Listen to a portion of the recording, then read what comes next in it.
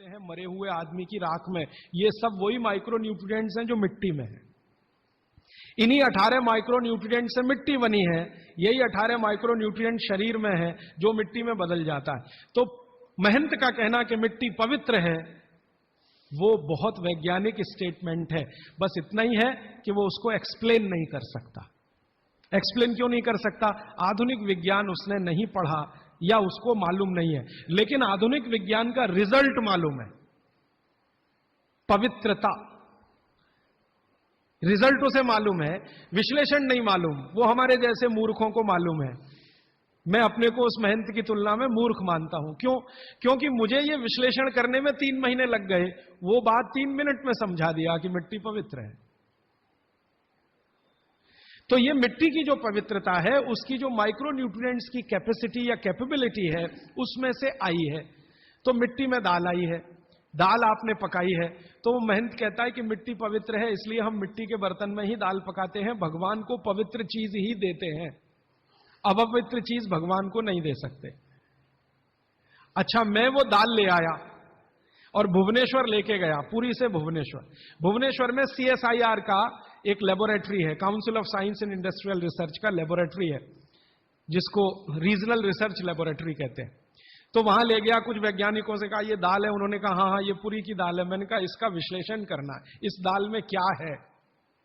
तो उन्होंने कहा यार ये तो बड़ा मुश्किल काम है, 6-8 महीने लगेगा। मैंने कहा ठीक है, फिर भी। तो उन्होंने कहा हमारे पास पूरे इंस्ट्रूमेंट नहीं है, हमारे पास जो जो चाहिए वो नहीं है, आप दिल्ली ले जाओ तो बेहतर है। तो मैंने कहा दिल्ली ले गया तो खराब तो नहीं होगी? उन्होंने कहा नहीं होगी, क्योंकि ये मिट्टी में बनी है। तो पहली बार मुझे समझ में आया मिट्टी में बनी है तो खराब नहीं होगी। तो मैं ले गया दिल्ली तक, सच में ले गया। और भुवनेश्वर से दिल्ली पहुंचने में आप जानते हैं करीब करीब 36 घंटे से ज्यादा लगता है। दिल्ली में दिया, कुछ वैज्ञानिकों ने उस पर काम किया और उनका जो रिजल्ट है, जो रिसर्च है, जो रिपोर्ट है, वो ये है कि इस दाल में एक भी माइक्रो न्यूट्रिएंट कम नहीं हुआ पकाने के बाद भी। इस दाल में एक भी माइक्रो न्यूट्रिएंट कम नहीं हुआ पकाने के बाद भी।